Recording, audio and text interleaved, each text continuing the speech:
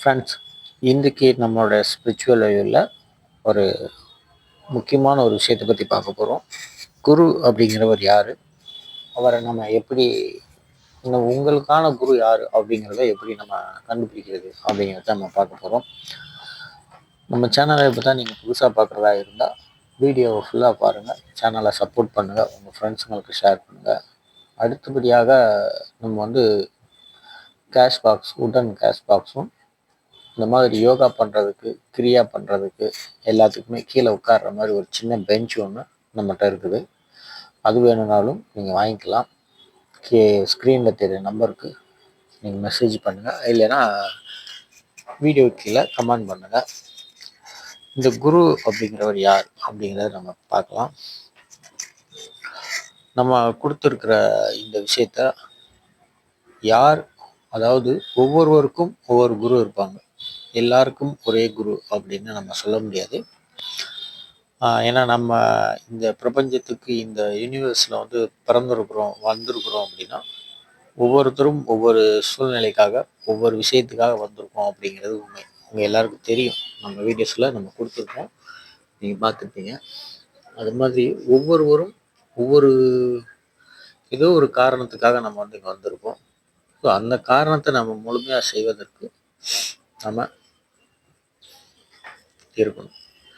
அதற்கு நம்ம இந்த ஸ்பிரிச்சுவலில் போனால் தான் சரியாக வரும்.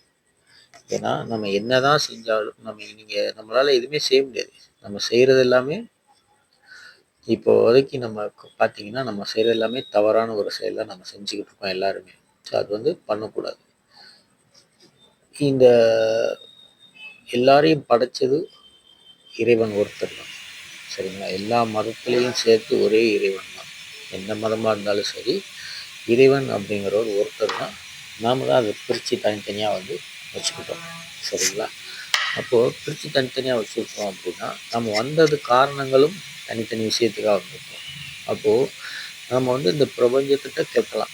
அதாவது எப்படி யார்கிட்ட போய் கேட்குறது அப்படின்னா, உங்களுக்கு எந்த கடவுளை பிடிக்குமோ அந்த கடவுள்கிட்ட சொல்லலாம். ஏன்னா அவர்கிட்ட நீங்கள் ஒரு சரணாகதி, அதாவது நீங்கள் தான் எனக்கு அப்படின்னு சொல்லி அவர்கிட்ட போய் அப்பீட் ஆகிடணும். எனக்கு வேறு எதுவுமே தெரியாது, என்னை நீங்கள் தான் கொண்டு போகணும், எனக்கு சரியான பாதையை நீங்கள் தான் காட்டணும், நான் எந்த வழியில் போகணும், எப்படி போகணும், நான் என்ன பண்ணணும் அப்படிங்கிற எல்லாமே நீங்கள் தான் செய்யணும் அப்படின்னு சொல்லி அவங்கக்கிட்ட விட்டுடணும்.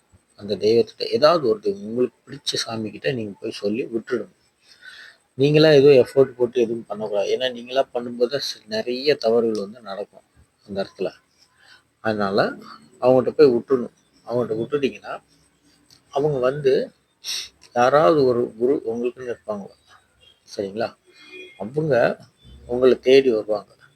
நீங்கள் நம்ம தேடி போனோம்னு வச்சுக்கோங்களேன், கரெக்டான குருவை நம்மளால் செலக்ட் பண்ணவே முடியாது யாராலையும். அவங்களே நம்மளை தேடி வருவாங்க. ஸோ நம்ம ப்ராப்பராக கரெக்டாக நம்ம விஷயத்தில், நம்ம வேலையில் நாம் கரெக்டாக இருக்கணும். ஸோ எப்படி இருக்கணும்? தேவையற்ற செயல்களை செய்யக்கூடாது, தேவையில்லாத பேச்சுக்களை பேசக்கூடாது, அடுத்தவங்களை குறை சொல்லக்கூடாது, இந்த மாதிரி விஷயங்கள். அப்புறம் அடுத்தவங்க பொருளுக்கு ஆசைப்படுறது, அடுத்தவங்களுடைய அசட்டுக்கு அவ்வளோ நமக்கு வேணும், நம்ம பிள்ளைங்களுக்கு வேணும், நம்ம சந்ததி, நம்ம பின்னாடி ஃப்யூச்சரில் எல்லாத்துக்கும் தேவைப்படும் சொல்லி எல்லாத்தையும் அடித்து பிடிச்சி சேர்த்து வைக்கிறது, இதெல்லாம் செய்யக்கூடாது. இதெல்லாம் செய்கிறது குறைக்கணும். ஏன்னா உங்களுக்குன்னு இருக்க கண்டிப்பாக உங்களுக்கு கொடுப்பாரு அந்த இறைவன், சரிங்களா?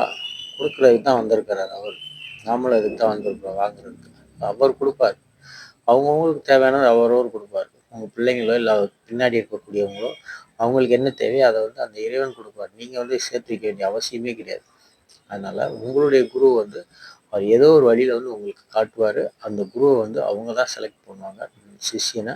அவங்கள்ட்ட போய் குருகிட்ட போய் நீங்கள் சரண்டர் ஆகிட்டீங்கன்னு வச்சுக்கோங்களேன், அவங்க எல்லாத்தையும் பார்த்துக்குவாங்க. உங்கள் குரு யாரானாலும் இருக்கலாம், பாபாஜியாக இருக்கலாம், யுக்தேஸ்வராக இருக்கலாம், ரமணராக இருக்கலாம், இல்லை வேறு ஏதாவது அகஸ்தியராக இருக்கலாம்,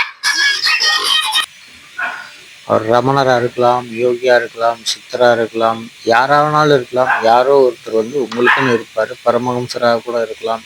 யாராக இருந்தாலும் சரி, அவங்க நம்மளை தேடிடுவாங்க. நாம் சரியாக இருந்தோம் அப்படின்னா, நம்மளுடைய வழியை நம்ம சரியாக பின்பற்றிக்கிட்டு இருக்கிறோம் அப்படின்னா அவங்க நம்மளை தேடி வருவாங்க. அவர் நித்யானந்தாவாக கூட இருக்கலாம், யாரானாலும் சரி, சிலர் வந்து குருவா ஏற்றுக்கிட்டீங்க அப்படின்னா, இவரை குருவா நீங்கள் ஏற்றுக்கிடவர் அவங்க வந்து உங்களை சேர்ந்துட்டாங்கன்னா, நீங்கள் வந்து அவரை ஏற்றுக்கிட்டிங்கன்னா, அவங்கள்ட்ட வந்து என்ன சொன்னாலும் சரி, அவங்க நம்மளை கூட்டிகிட்டு போகிறதுக்கு தயாராக இருப்பாங்க.